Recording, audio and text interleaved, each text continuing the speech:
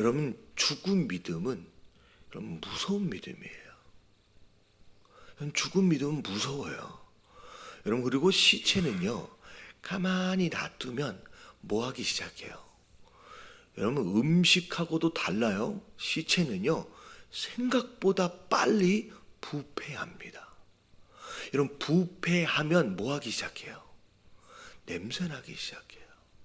여러분, 부패하면 바글바글바글 뭐예요? 벌레가 들끓기 시작하고요. 여러분, 이 시체는 나중에 함께 있는 것으로 해로움이 됩니다. 여러분, 믿음이 뭔지를 잘 알아야 돼요. 행함이 없이 말로만 하는 그 믿음은요, 오히려 아름답기보다는 무서워요. 여러분, 이런 믿음은 나중에 냄새가 납니다.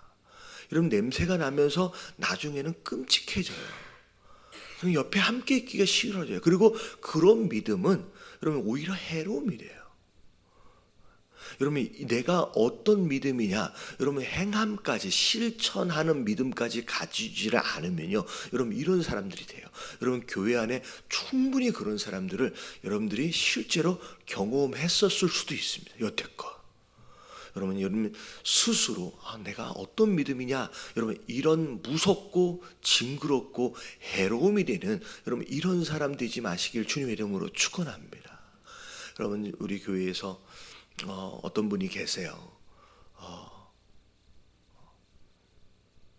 여자분이에요.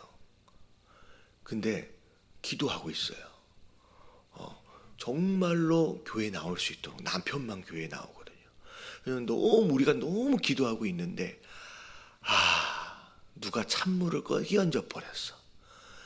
정말로 이제는 마음을 좀 열고 한번 가볼까? 그런 마음이 좀 있었대요.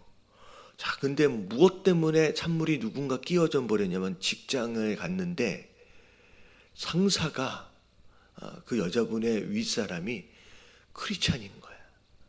근데 직장에 가면 계속 이제 그 남편 표현으로 이렇게 설명을 하고 있어요. 전문 용어로 갈군다. 무슨 얘기인지 아시죠? 가면 그렇게 직장에서 괴롭힌대요. 그러면서 아무 말 안 하면 괜찮은데 넌 예수 안 믿으니까 지옥 갈 거야 라고까지 얘기를 했대. 그래서 아예 그 아내분이 요 근래에 학을 뗀대요. 교회라고 하면 학을 뗀대요. 왜 그런지 모르겠어. 여러분, 그러지 마시길 주님 이름으로 축원합니다.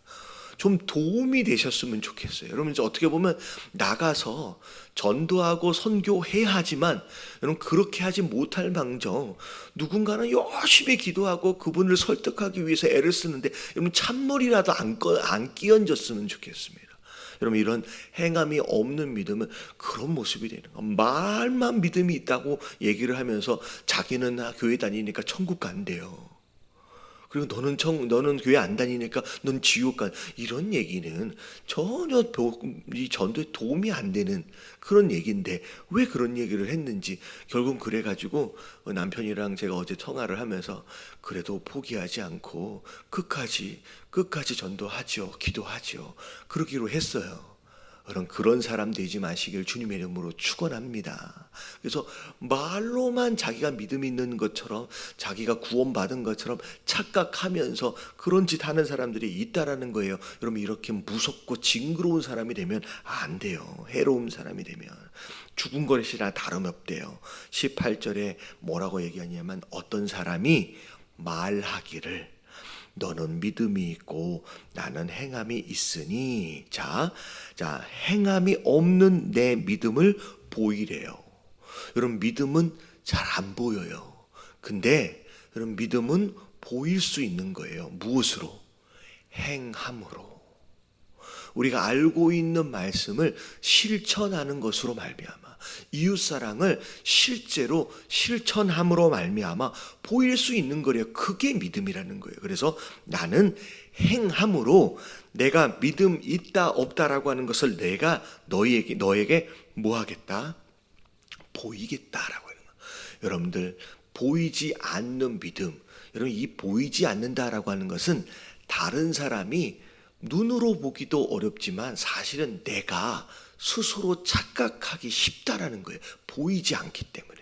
근데 이 보이지 않는 믿음을 여러분들 스스로도 마찬가지고, 그리고 다른 사람에게도 마찬가지고, 이웃사랑을 실천하는 것으로 말미암아 여러분 믿음을 보일 수 있어야 합니다. 여러분 행함으로 증명되지 않은 믿음은 여러분 허상이에요. 여러분 가짜예요. 여러분 죽은 거예요. 여러분 이것에 대한 개념을 바로 알 필요가 있어요. 자, 그래서 19절에 보면 여러분 이 19절은 굉장히 무서운 말씀이에요. 네가 하나님이 한 분인 줄을 믿느냐. 자, 믿는다라는 표현을 했어요. 믿느냐? 잘한다. 그래, 맞네. 좋은 거라는 거예요. 근데 참 누구도 그래요. 귀신도 하나님이 한 분인지를 믿는데요. 그리고 뭐 한대요? 떤대요. 자, 근데 귀신이 하나님이 누군지를 알아요. 그리고 하나님이 누군지를 믿는데요. 근데 귀신에게, 사단에게 구원이 있어요, 없어요? 없어요. 여러분 이렇게 비교를 하는 거예요. 네가 하나님이 누군지를 알고 네가 하나님이 누군지에 대하여 믿고 있다.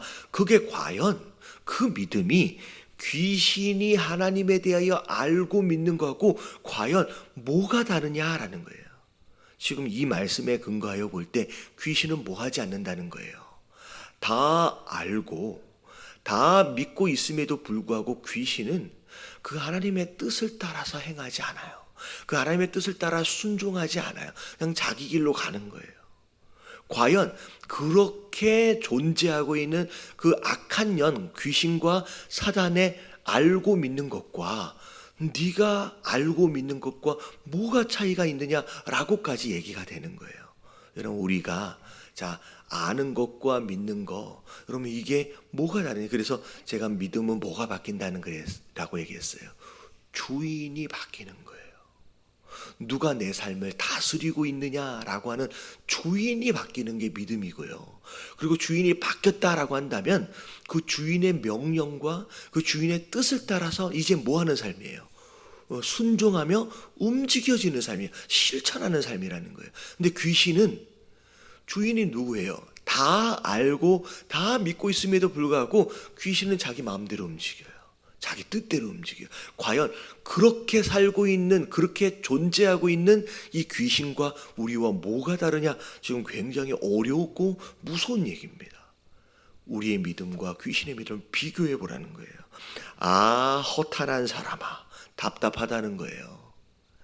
행함이 없는 믿음이 헛것인 줄을 왜 모르느냐? 왜 모르느냐? 그러면서 알 수 있는 이제 몇 가지 예를 21절부터 들어줍니다. 자, 우리 조상 아브라함이 그 아들 이삭을 제단에 바칠 때에 무엇으로 의롭다 하심을 받았어요? 행함으로. 정말로 하나님을 사랑하는지, 정말로 하나님을 믿는지, 이 아브라함이 무엇으로 증명한 거예요? 이삭을 바치려고 하는 그 행동으로 하나님께 보이신 거예요. 자, 보세요. 하나님은 우리를 외모로 취하지 않으신다 그랬잖아요. 하나님은 우리의 안을 들여다보신다 그랬어요. 하나님 우리의 믿음을 알고 계세요. 다 들여다보세요. 근데 아브라함의 믿음을 알고 계시는 전지하신 그 하나님께서 무엇으로 믿음이 있는지를 확인하셨어요. 아브라함이 내가 명령한 것에 순종하는지, 그의 아들을 바치라라고 하는 그 명령의 행동으로 옮기고 실천하는지를 확인하시길 원하셨어요. 자, 이게 굉장히 중요합니다. 전지하신 하나님이에요. 그 마음에 뭐가 들어있는지를 아시는 그 하나님조차도 아브라함이 행동하는 것으로 말미암아 그의 믿음을 확인하길 원하셨고, 그것으로 말미암아 그 확인되어지는 것으로 말미암아 의롭다라고 칭해 주셨다라고 하는 거예요. 자, 네가 보거니와 믿음이 혼자 일하는 게 아니에요. 행함과 함께 일하는 것으로 말미암아 행함으로 믿음이 어떻게 된다? 온전하게 된다. 다시 말하면 행함이 없는 믿음은 온전한 상태가 아니에요. 완성품이 아니라는 거죠. 그래서 행함으로 말미암아 믿음이 온전해진다. 이에 성경에 이른바 아브라함이 하나님을 믿으니, 자, 이것을 의로 여기셨다라고 하는 말씀이 이루어졌고, 그는 하나님의 벗이라 칭함을 받았어요. 자, 무엇으로 의롭다 하심을 받았어요? 믿었어요. 믿음으로 의롭다 하심을 여겼다라고 말씀하시는데, 이것을 전체적으로 요약해보면 이로 보건대 사람이 행함으로 의롭다 하심을 받는 것이지, 믿음만, 행함이 없는 이 믿음만 가지고 의롭다고 되어지시는 것이 아니다라고 결론이 난 거예요.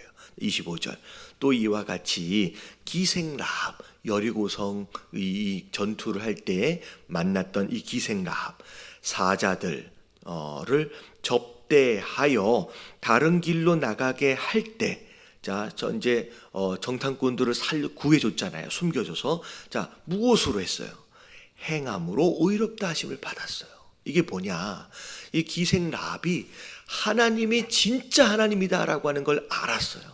그 하나님이 진짜 하나님이다라고 하는 것을 알고 믿은 것에 대한 행함이 뭘로 나타난 거예요? 그 하나님을 믿는 정탐꾼들, 그 하나님의 일을 하는 그 정탐꾼들을 숨겨주고 보호하는 그 행동으로 나타났다라는 거죠.